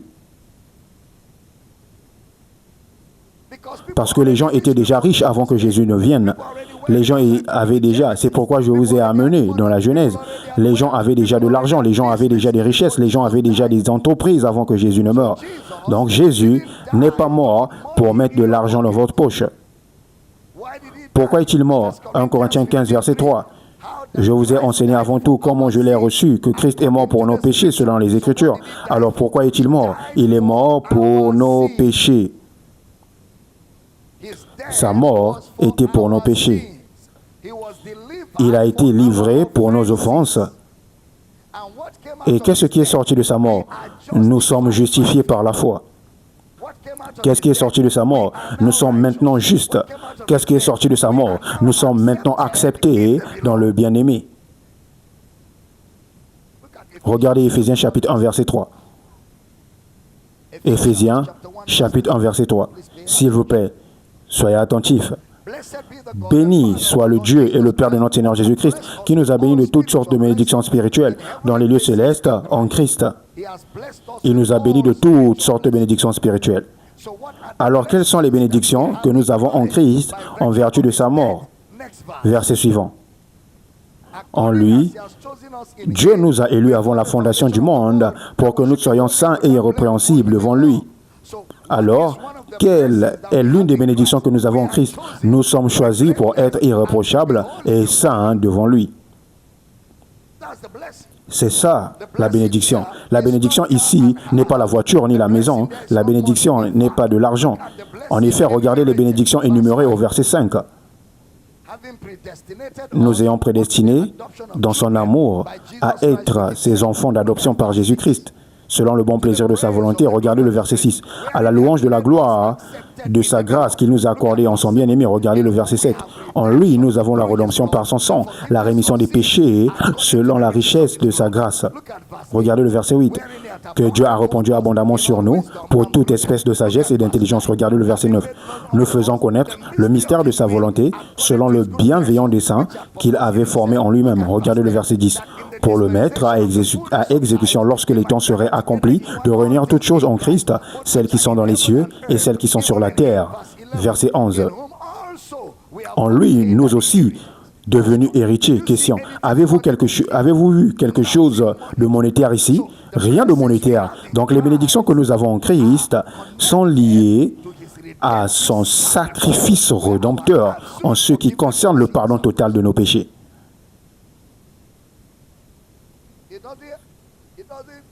Cela ne descend pas directement dans notre poche. Pourquoi cela ne descend-il pas directement dans notre poche? Parce que ce n'est pas pour cela que Jésus est venu. Ce n'est pas pour cela qu'il est venu. Même la guérison était déjà disponible avant que Jésus meure. Alors pourquoi est-il mort? Le pardon total des péchés. Quel est le fruit du pardon des péchés? Il a fait de nous des enfants, des fils. Nous avons reçu l'esprit d'adoption. Nous avons reçu l'esprit d'adoption par lequel nous crions Abba Père. Certains disent, mais je suis un enfant de Dieu, pourquoi je suis pauvre? Être enfant de Dieu ne vous exonère pas automatiquement de la pauvreté. Jésus a même dit, vous avez toujours les pauvres avec vous.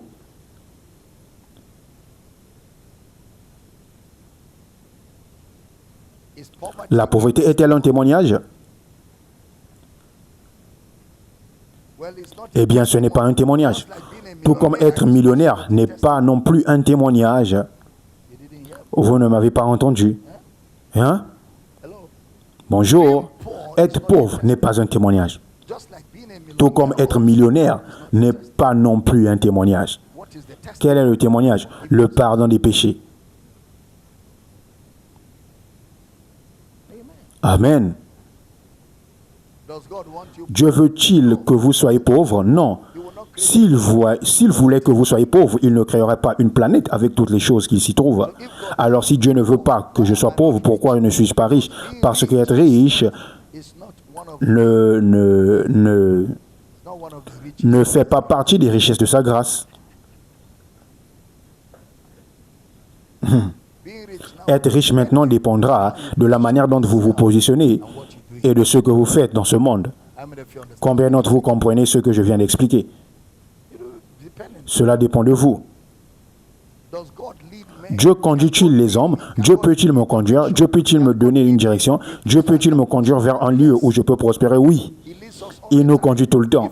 Si vous écoutez, l'Éternel a fermé les pas de l'homme. Tous ceux qui sont conduits par l'Esprit de Dieu sont fils de Dieu. Donc ces choses sont toujours disponibles. Mais est-ce que vous suivez?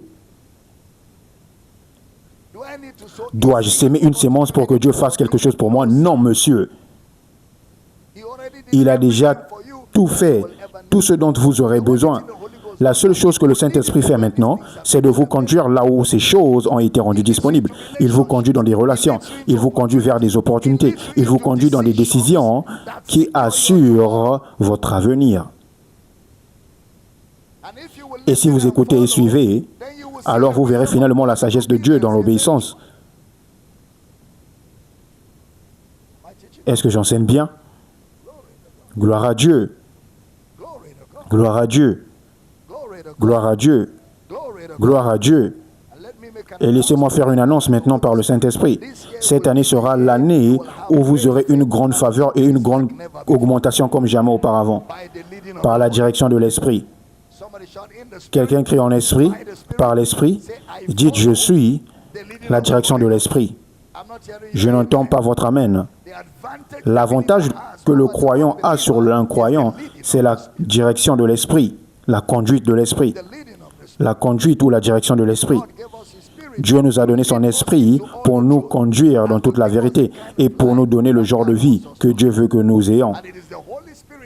Et c'est le Saint-Esprit qui prend la parole écrite de Dieu et la transforme en expérience quotidienne. Donc, si nous suivons la direction, l'Esprit nous conduira vers le meilleur pour nos vies.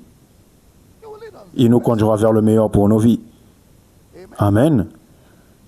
Tournez-vous vers votre voisin et dites à votre voisin, Dieu veut que vous ayez une bonne vie. Dites à votre voisin, Satan veut que vous ayez une mauvaise vie. Alors restez avec Dieu. Suivez son plan. Amen. J'ai dit Amen. Suivez le plan de Dieu, suivez la volonté de Dieu et vous ne serez pas perdus dans cette vie. Et il y a certains parmi vous qui me regardent, votre vie est sur le point de changer à cause de certaines décisions que vous êtes sur le point de prendre. Merci Seigneur. Votre vie est sur le point de changer à cause de certaines décisions que vous êtes sur le point de prendre. Et l'Esprit de Dieu vous révélera ces décisions. Dites, je prends des décisions par la sagesse de Dieu. Dites-le encore, je prends des décisions par la sagesse de Dieu. J'aimerais que vous vous mettiez debout, tout le monde, parce que je sens que le Saint-Esprit est en train de faire quelque chose maintenant. Tournez-vous vers vos voisins, dites, je prends des décisions par la sagesse de Dieu. Dites à votre voisin, vous prendrez des décisions dans les jours à venir, dans les semaines à venir, vous prendrez des décisions par la sagesse de Dieu. Et ces décisions changera votre vie. Des choix inspirés par le Saint-Esprit. Les directions de l'Esprit. Les directions de l'Esprit. Les directions de l'Esprit. Et laissez-moi déclarer sur vous, ceux d'entre vous qui sont dans des endroits où vous ne devrez pas être, vous êtes dans des lieux où vous ne devrez pas être, alors qu'il y a des lieux que Dieu a déjà préparés et vous n'êtes pas dans ce service maintenant. J'ordonne un changement qui vous déplace vers là où vous devez être. J'ordonne un changement qui vous déplace maintenant vers l'endroit où vous devrez être. Zebronogodosh. Ceux d'entre vous qui êtes dans de mauvais endroits en ce moment, j'ordonne aux circonstances de vous déplacer vers le bon endroit. Megodosi karapris. Meregredegezokataya. Tout comme Dieu a conduit Abraham par son esprit hors de la maison de son père vers le lieu où Dieu l'a emmené pour accomplir le dessein de Dieu pour sa vie, je déclare sur vous aujourd'hui, vous êtes conduit par l'esprit. Marobrodogobosh. Prions en langue pendant quelques minutes. Prions simplement pendant quelques minutes. Prions pendant quelques minutes. Prions pendant quelques minutes. Prions pendant quelques minutes. Prions pendant quelques minutes. Prions pendant quelques minutes. Babronogo brenele grodoske fractela dianontoskeve. Vrona grisco fractele di bronoske vredila hanteske jezek.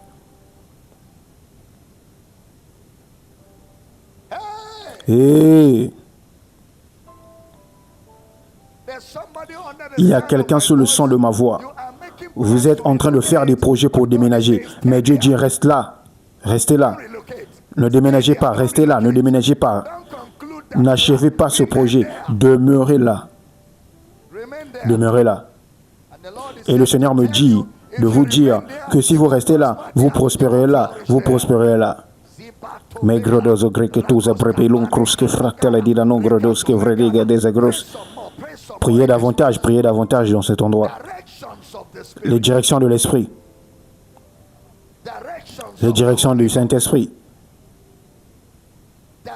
Les directions du Saint-Esprit.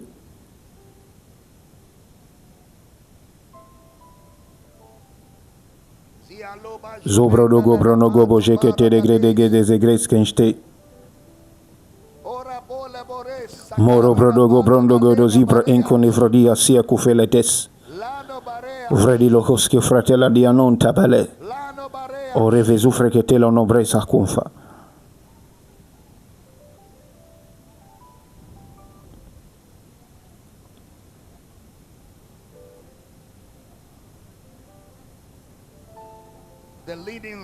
Les directions de Dieu, les directions de Dieu.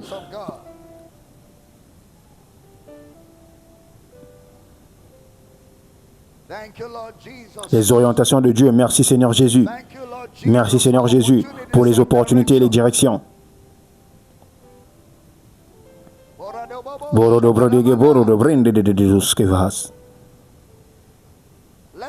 Prenons-nous les uns les autres et prions les uns pour les autres dans ce service. Priez pour votre voisin afin qu'il ne se précipite pas.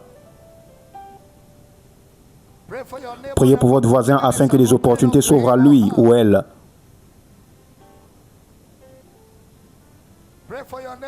Priez pour votre voisin afin que l'œuvre de ses mains commence à prospérer. Que ses idées commencent à fleurir.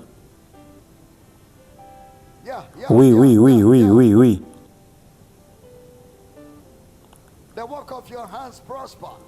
L'œuvre de vos mains prospère, vos idées fleurissent. Dans vos lieux de travail, dans vos entreprises, vous faites de différence, vous vous démarquez. Vous vous démarquez, vous faites la différence.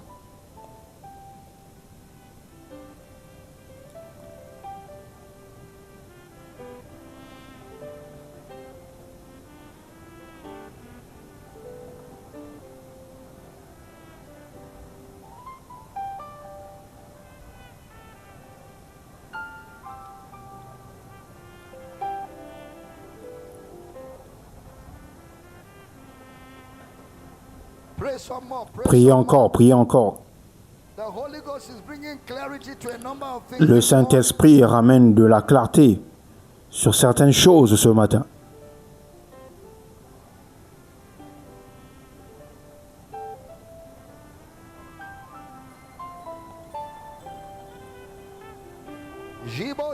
Zobrodogobo jeketele gredege zokopotosh.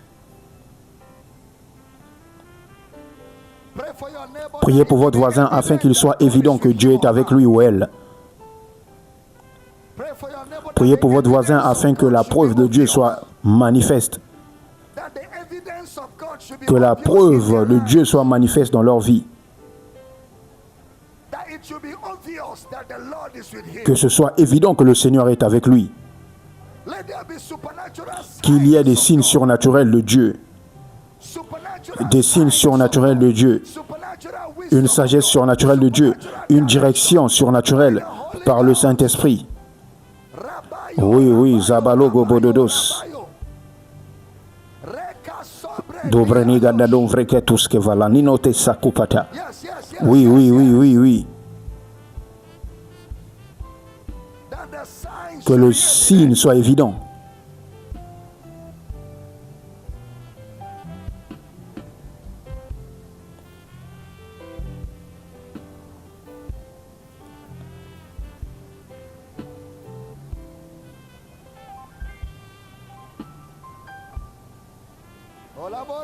Moro bradiga bradodos, evrentata tuvele kepetes.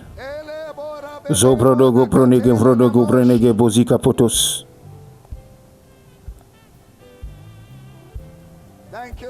Merci Seigneur Jésus. Gloire à Dieu. Merci Seigneur Jésus. Si vous croyez que cette prière est exaucée, puis entendre votre Amen comme un tonnerre. Levez vos mains et criez merci Seigneur Jésus. Je reçois. Je reçois la direction. Je reçois la direction. Je reçois l'instruction.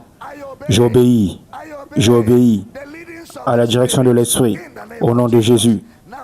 Maintenant, applaudissez-vous. Applaudissez et réjouissez-vous et célébrez. Gloire. Gloire à Dieu. Gloire à Dieu. Gloire à Dieu. Gloire à Dieu.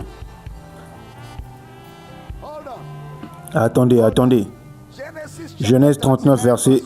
Genèse 39, 1. Restez debout avec moi. Tout le monde. Genèse 39, 1.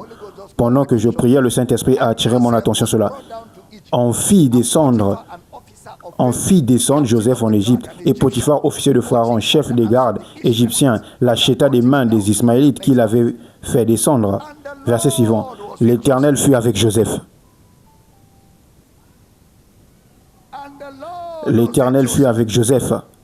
Écoutez, sa situation, malgré tout, ses circonstances malgré tout, ils viennent juste de l'acheter comme esclave et de l'amener dans un lieu pour servir comme esclave. Mais l'Éternel était avec Joseph. Il y a parmi vous qui entendez ma voix ce matin. Les signes que le Seigneur est avec vous seront évidents. Le Seigneur était avec Joseph et il était un homme prospère. Qu'est-ce qu'il faut pour être prospère? Que le Seigneur soit avec vous. Qu'est-ce qu'il faut pour être prospère? Que le Seigneur soit avec vous. J'ai une bonne nouvelle pour vous. Le Seigneur est avec vous. Où est Christ? Où est Christ? Donc le Seigneur est avec vous. Mais maintenant, la manifestation de cela sera évidente, sera visible dans vos actions, dans vos relations, dans vos affaires, dans vos rencontres avec les gens. Il y aura cette lumière sur vous qui annoncera le Seigneur est avec vous au nom de Jésus. Regardez le verset suivant. Et son maître vit. Son maître a fait quoi? Il vit que le Seigneur était avec lui. Le maître a fait quoi? Cela signifie qu'il y a des choses qui se produisent, qui attirent l'attention du maître. Vous voyez, le Seigneur vit Vous voyez, le maître vit que le Seigneur était avec lui et que le Seigneur faisait prospérer tout ce qu'il entreprenait. Donc tout ce qu'on confiait à Joseph réussirait, tout ce qu'il touchait réussissait, tout ce qu'il faisait réussissait. Tout ce qu'il faisait se distinguait. Je déclare sur vous aujourd'hui, partout où vous entendez le son de ma voix, tout ce que vous ferez désormais prospérera. Recevez l'aide de Dieu. Recevez l'aide de Dieu. Recevez la manifestation de cette aide au nom de Jésus. C'était évident pour le maître. Il pouvait le voir. Il y en a parmi vous ici, vos supérieurs dans vos lieux de travail. Vous leur apporterez des conseils qui feront prospérer leur entreprise. Il était évident que le Seigneur était avec Joseph. Tout ce dont vous avez besoin pour exceller dans ce monde, c'est le Seigneur. C'est tout. C'est tout ce dont vous avez besoin, la preuve de la présence de Dieu, la présence du Seigneur. Et c'est pourquoi passer du temps avec le Saint-Esprit, passer du temps dans la prière, passer du temps à écouter le Saint-Esprit est la meilleure chose que vous puissiez faire pour vous-même. Car lorsque vous entendez Dieu, le monde entier peut se lever contre vous. Ils ne réussiront pas. Une seule parole du Seigneur brise les cèdres du Liban. La parole du Seigneur fend les eaux. La parole du Seigneur transformera le désert en un pays florissant. Une seule parole de Dieu. Une seule parole de Dieu. Donc s'il vous faut une semaine pour recevoir une parole de Dieu, c'est mieux qu'une vie entière de lutte. Une seule parole de Dieu. Et pendant que je parle maintenant, la sagesse de Dieu vient sur vous. Dites, je reçois la sagesse. Je reçois la sagesse. Dites-le encore, l'esprit de sagesse et de révélation est sur moi. Maintenant, je reçois la sagesse et la révélation de l'esprit. Je reçois la sagesse et la révélation de l'esprit. Je veux que vous priez pour quelqu'un à côté de vous, pour la sagesse et la révélation de l'esprit dans sa vie. La sagesse et la révélation de l'esprit, afin que la sagesse de Dieu et la révélation de l'esprit de Dieu se manifestent. La sagesse et la révélation de l'esprit de Dieu.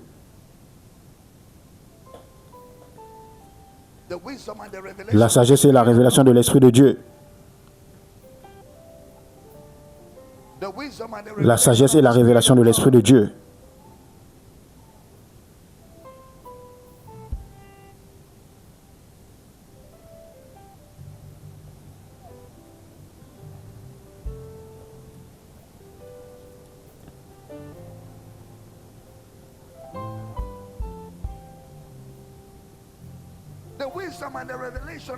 La sagesse et la révélation de l'esprit de Dieu. Seigneur, je reçois pour mon frère, je reçois pour ma sœur la sagesse et la révélation de l'esprit de Dieu. Je reçois pour mon frère, je reçois pour ma sœur, je reçois pour mon ami la sagesse et la révélation de l'esprit de Dieu. Oui, la sagesse et la révélation de l'esprit de Dieu.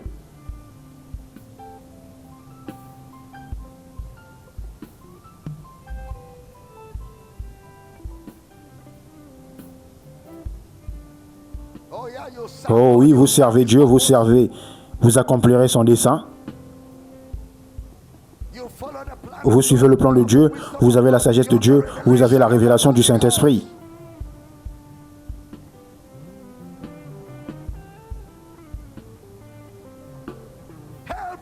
Aidé par Dieu. Aidé par Dieu. Belle douce, pratis, puissamment aidé.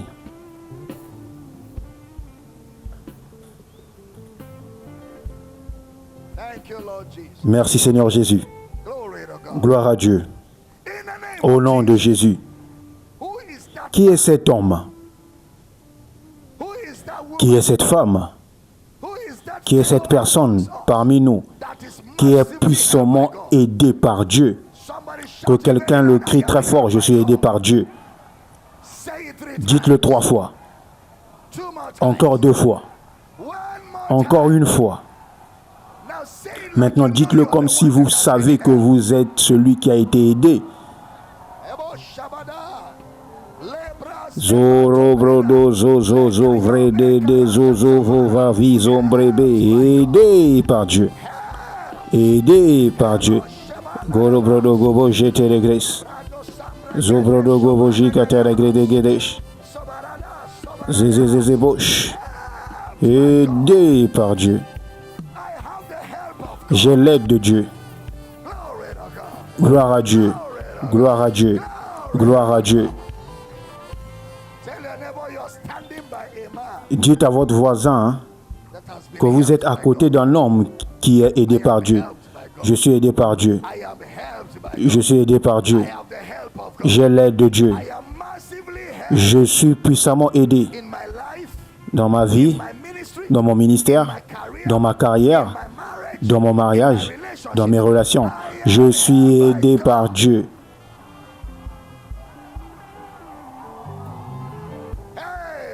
Et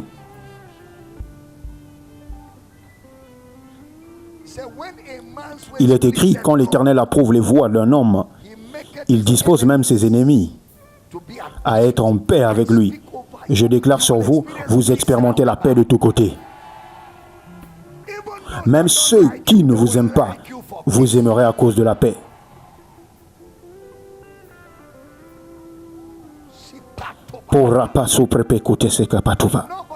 Personne ne peut construire au milieu des conflits. Donc, tout ce qui créait des conflits, des troubles, du désordre et perturbait votre vie, je reprends le vent. Je reprends le vent. Je reprends les vagues, que la paix soit.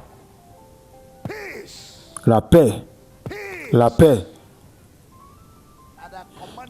Et je vous ordonne de fleurir, de prospérer et de réussir en servant Dieu.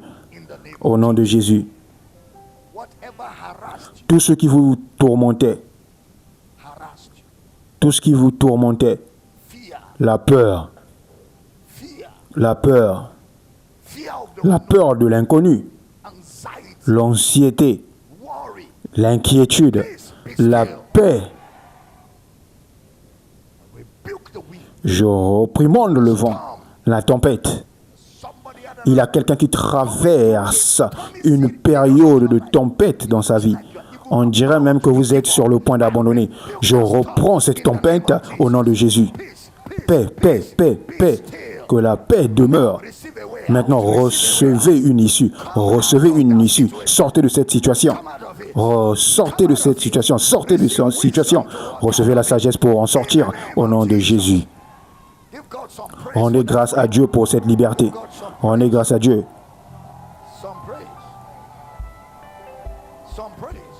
Rendez grâce à Dieu. Rendez grâce à Dieu. Rendez grâce à Dieu. Rendez grâce à Dieu pour cette liberté, pour cette délivrance. Plusieurs sont les malheurs du juste, mais l'Éternel en délivre toujours. Et gloire à Dieu. Gloire à Dieu. Gloire à Dieu. Gloire à Dieu. Gloire à Dieu. Où est cet homme qui a été aidé par Dieu? Rendez-lui gloire dans cette maison.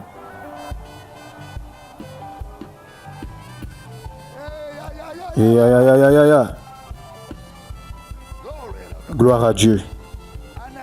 Et je déclare sur vous, avec audace apostolique, dans quelques semaines et quelques mois, il sera évident pour tous ceux qui vous connaissent que vous opérez à un niveau qui n'est plus naturel. Il sera évident qu'il y a une aide extraordinaire qui vient dans votre vie. Ce sera évident et visible. Ce sera évident et visible que la face de Dieu brille sur vous. Au nom de Jésus. Merci Père. Merci Père. Combien d'entre vous savent que des choses se sont produites dans ce culte ou dans ce lieu? Merci Père. Merci Père. Merci Père. Il y a quelqu'un ici, on a utilisé des complots pour vous enlever votre droit. Ces conspirateurs sont sous une sentence divine maintenant. La peur leur est refusée. Ils vous rendront ce qui vous appartient. Pele gababababouche, gababababouche, gababababouche, gababababouche, adadadada, chatéa. Je déclare, ils vous rendent ce qui vous appartient. Voyez, il y a un renversement, un renversement, un renversement, un renversement, un renversement. La chose ne s'arrêtera pas jusqu'à ce qu'elle vous revienne au nom de Jésus. Levez vos mains et criez, je suis aidé par Dieu. Gloire à Dieu.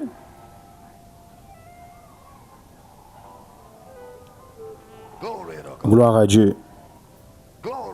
Gloire à Dieu. Gloire à Dieu. Merci Seigneur Jésus.